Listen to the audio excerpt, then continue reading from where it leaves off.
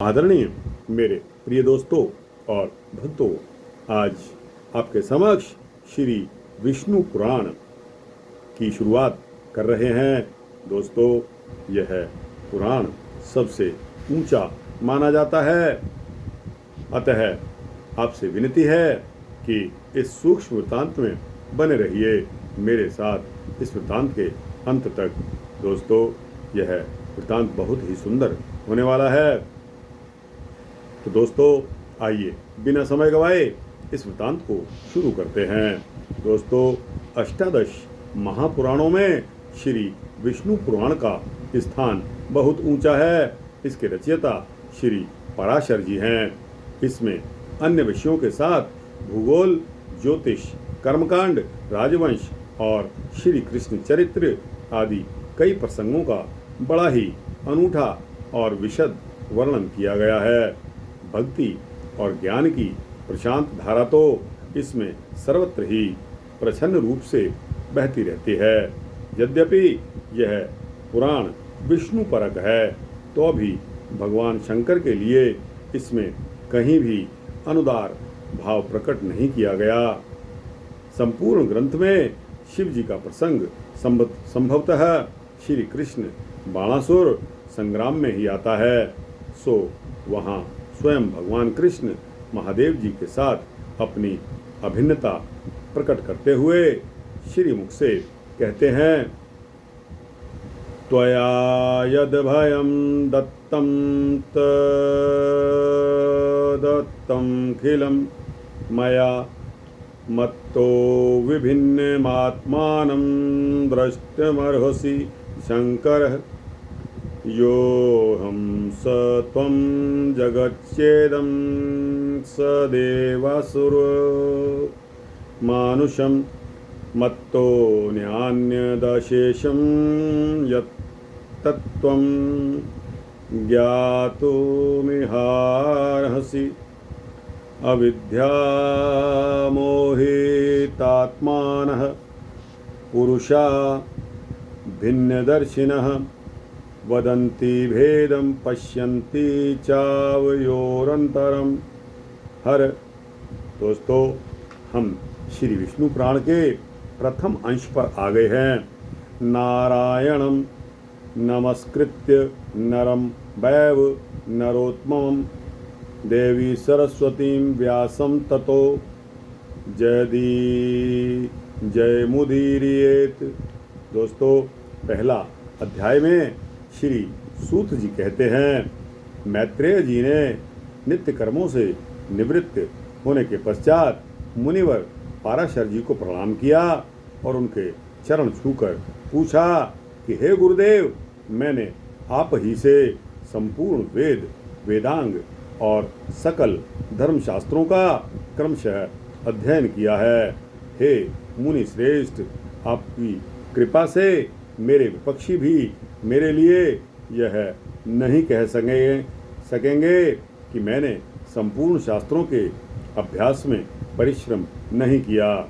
हे धर्मज्ञ, हे महाभाग, अब मैं आपके मुखारबिंद से यह सुनना चाहता हूँ कि यह जगत किस प्रकार उत्पन्न हुआ और आगे भी दूसरे कल्प के आरंभ में कैसे होगा, तथा हे ब्रह्मन, इस संसार का उपादान कारण क्या है, यह संपूर्ण चराचर किससे उत्पन्न हुआ है, यह पहले किस में लीन था और फिर आगे किस में लीन होने वाला है।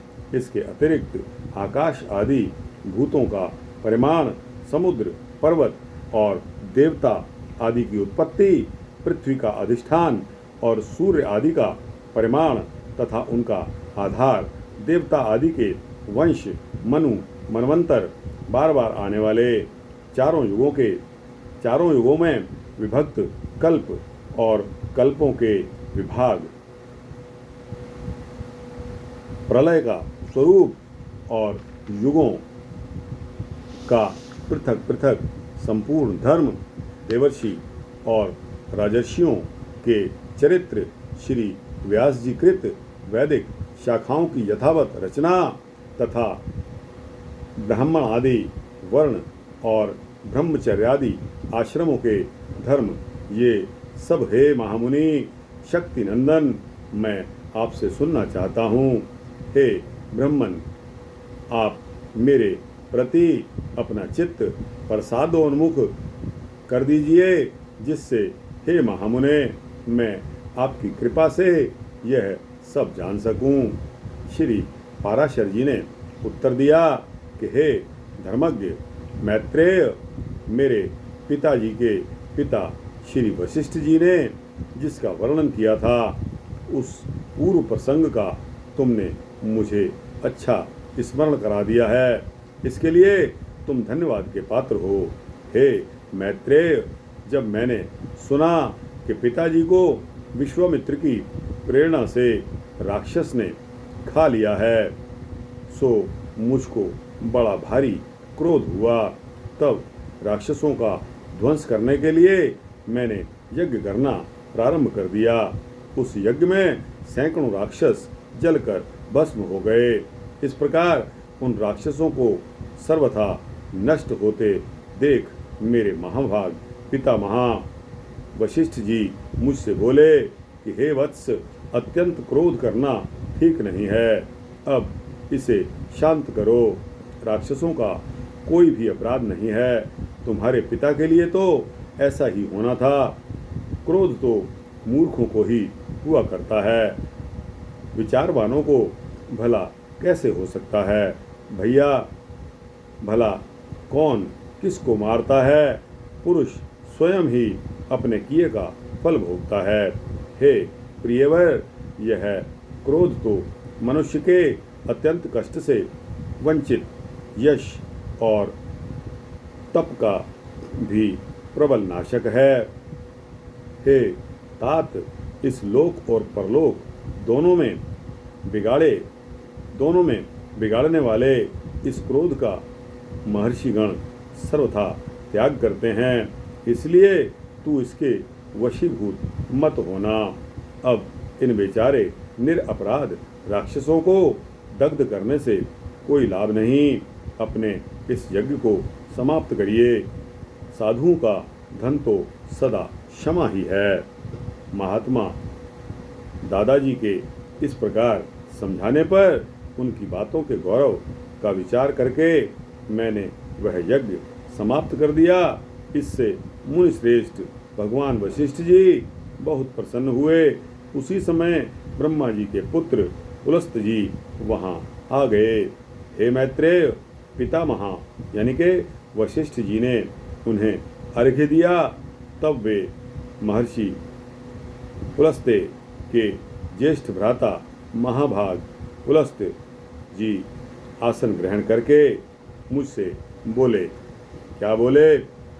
पुलस्त जी बोले, तुमने चित्त में बड़ा बैर भाव रहने पर भी अपने बड़े बूढ़े श्री वशिष्ठ जी के कहने से क्षमा स्वीकार की है, इसलिए तुम संपूर्ण शास्त्रों के ज्ञाता होंगे।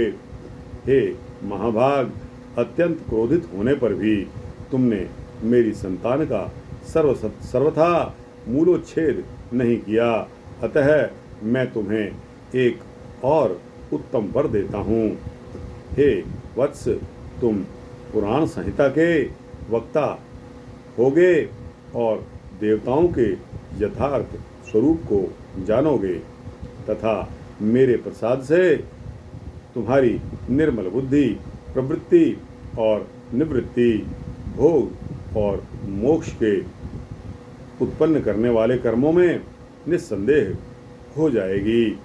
पुलस्त जी के इस तरह के कहने के अनंतर फिर मेरे पितामह भगवान वशिष्ठ जी बोले कि पुलस्त जी ने जो कुछ कहा है वह सभी सत्य होगा।